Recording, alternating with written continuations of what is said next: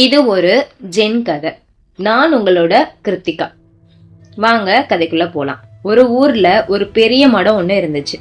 அந்த மடத்துல ஆன்மீகத்தை வாழ்க்கையா வாழ்ந்துட்டு இருக்கிற துறவிகளும் மாணவர்களும் வாழ்ந்துட்டு இருந்தாங்க. ஒரு நாள் குழப்பத்தோட புலம்பிக்கிட்டே அந்த மடத்தோட குருவை பார்க்க போறான் ராமன் அப்படிங்கிற ஒரு மாணவன். அந்த குருவை பார்த்ததும் என்ன சொல்றதுன்னே தெரியாம தயங்கிட்டே இருக்கான். அப்ப குரு, என்ன ராமா, ஏதாச்சும் சொல்லணுமான்னு கேக்குறாரு. அது, ராமன், இந்த மடத்துல இருக்கிறதுக்கு எனக்கு பிடிக்கல. உடனே இங்கிருந்து கிளம்பி சந்தோஷமா இருக்கிற இடத்துக்கு நான் போகணும். குரு, ஏன், என்ன ஆச்சுன்னு கேக்குறாரு. உனக்கு ஏதாச்சும் பிரச்சனையா? அதுக்கு ராமன், இந்த மடத்துல இருக்கிற துறவிகள் எல்லாருமே நல்லவங்க கிடையாது. என்கிட்ட எப்போதும் எதிர்மறையான வார்த்தைகளை வச்சுதான் பேசுறாங்க. ஒருத்தர் மாத்தி ஒருத்தர் புரணி பேசிக்கிட்டே இருக்காங்க. நேத்து கூட உங்களை பத்தி தான் பேசிட்டு இருந்தாங்க. ஆன்மீக பாதையில இருக்கிறவங்க இந்த மாதிரி பண்ணுவாங்களா? நானும் அவங்கள மாதிரி ஆயிடுவனேன்னு பயமா இருக்கு. என்னோட ஆன்மீக பாதையில இருந்து நான் தவறிடக்கூடாது. தயவு செஞ்சு இந்த மடத்துல இருந்து என்ன போக விடுங்க. நான் போய் சேர்ற இடத்துலயாவது இந்த மாதிரி மோசமான துறவிகள் இல்லாம இருந்தா ரொம்பவே நல்லா இருக்கும்னு சொன்னார். ராமன் சொன்னதை ஒவ்வொரு வார்த்தையும் உன்னிப்பா கவனிச்சுட்டு, உன் கஷ்டம் எனக்கு புரியுது. நீ ஆசைப்படுற மாதிரி உன்னை வேற ஒரு மடத்துக்கு அனுப்பி வைக்கிறேன். ஆனா அதுக்கு முன்னாடி எனக்காக ஒரே ஒரு காரியம் மட்டும் நீ பண்ணணும். கண்டிப்பா குருவே, உங்களுக்காக என்ன வேணும்னாலும் பண்ணுவேன்னு சொல்றான். அதுக்கு ஒரு சின்ன கரண்டியில தண்ணியை ஊத்திக்கிட்டு நம்ம மடத்தை அப்படியே சுத்தி வரணும். அப்படி சுத்தி வரும்போது உன் கரண்டையில இருந்து ஒரு துளி தண்ணீர் கூட சிந்தக்கூடாது. அப்படி ஒருவேளை நீ சிந்தாம வந்தீன்னா நீ கேட்டதை தான் நான் செய்யறேன்னு சொல்றாரு குரு. குரு சொன்ன அடுத்த நிமிஷமே ராமன் ஓடி போய் சின்ன கரண்டியை எடுத்து தண்ணியை ஊத்திட்டு ரொம்ப கவனமா அந்த மடத்தை கொஞ்சம் கொஞ்சமா சுத்த ஆரம்பிக்கிறான். ராமன் மனசுல பெரிய சந்தோஷம். கண்டிப்பா நாம இதை செஞ்சு முடிக்க போறோம். இந்த மோசமான மடத்துல இருந்து நாம தப்பிக்க போறோம் அப்படின்னு அந்த கரண்டியில இருக்கிற தண்ணீரை ஒரு துளி கூட சிந்தாம மடத்தை அப்படியே சுத்தி வரான் ராமன். சில மணி நேரம் கழிச்சு குருவை பார்க்க சந்தோஷமா போறான். குருவே, நீங்க சொன்ன மாதிரி அப்படியே முடிச்சிட்டேன்.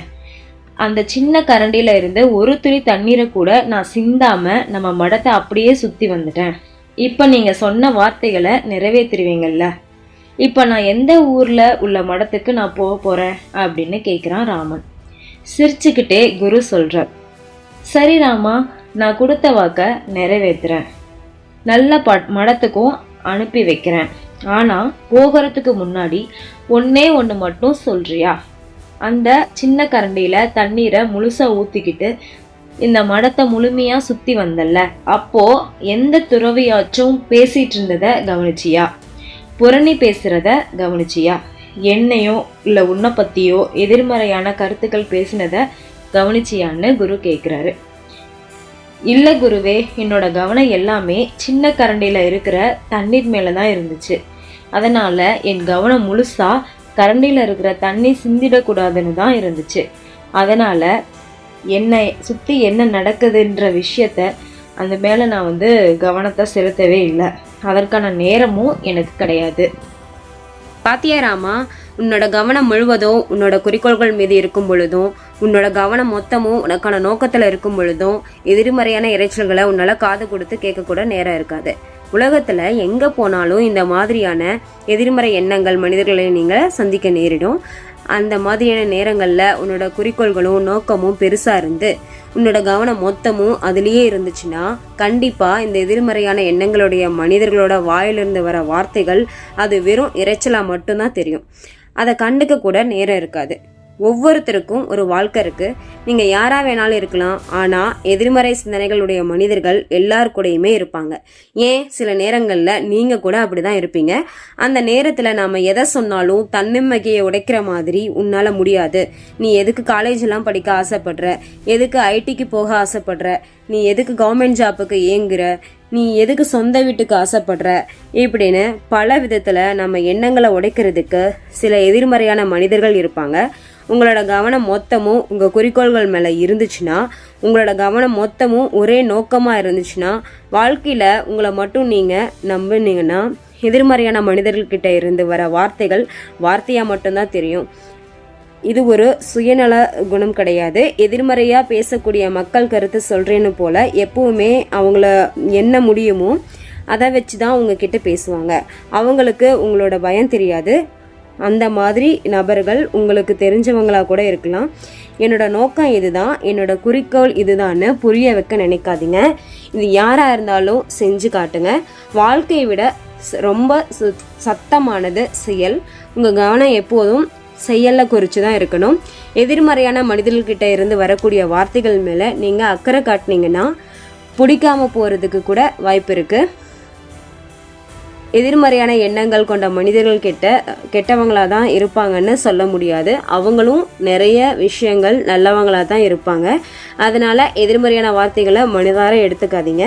ராமன் மாதிரி இந்த இடத்துல இருந்து தப்பிச்சு அடுத்த இடத்துக்கு போயிட்டோம் அப்படின்னா மோசமான எதிர்மறையான மனிதர்கள்கிட்ட இருக்க மாட்டாங்க அப்படின்னு யோசிக்காதீங்க. உலகத்தில் எந்த மூலைக்கு போனாலும் உன்னால் முடியாதுன்னு சொல்கிற கண்டிப்பாக ஒருத்தன் இருப்பான். நீங்களும் ஒரு விஷயத்த செய்யணும்னு நினைப்பீங்க, இல்லை செஞ்சிட்ருப்பீங்க. அந்த நேரத்தில் உங்களை குறை சொல்கிறதுக்குன்னே எதிர்மறை வார்த்தைகள்னால குத்த காத்திருப்பாங்க. அது வெறும் இறைச்சலாங்கிறத ஞாபகம் வச்சுக்கோங்க. அடுத்தவங்க வாயிலிருந்து வரக்கூடிய வார்த்தைகள் நம்ம கட்டுப்பாட்டிலே இல்லாத விஷயத்த நினச்சி எப்போதுமே வருத்தப்படக்கூடாது. இந்த இடத்துல சந்தோஷமாக இருக்க பழகிட்டிங்கன்னா இந்த உலகத்திலேயே எந்த மூலைக்கு போனாலும் சந்தோஷமாக இருப்பீங்க. பக்கத்தில் வீட்டில் கார் வாங்கிட்டாங்களா? உங்கள் நண்பர்கள் எல்லாருமே கல்யாணம் பண்ணி செட்டில் ஆகியிருப்பாங்களா? உங்கள் கூட படித்தவங்க எல்லாருமே வேலைக்கு போயிட்டாங்களா? வருத்தப்படாதீங்க. ஒரு குடிசை கட்ட நிறைய நாள் ஆக போகிறது கிடையாது. ஆனால் ஒரு அரண்மனை கட்ட பல மாதங்கள் ஆகும். நீங்கள் கட்டிக்கிட்டு இருக்கிறது அரண்மனைங்கிறத ஞாபகம் வச்சுக்கோங்க. உங்கள் கவனம் மொத்தமும் அந்த அரண்மனை மேலே தான் இருக்கணும். அற்ப விஷயங்களுக்காக உங்களையும் உங்கள் சந்தோஷங்களையும் இழந்துடாதீங்க. நன்றி. உங்களை அடுத்த பதிவில் சந்திக்கிறேன். அது வரைக்கும் உங்களோடமிருந்து விடைபெறுவது உங்கள் கிருத்திகா. நன்றி, வணக்கம்.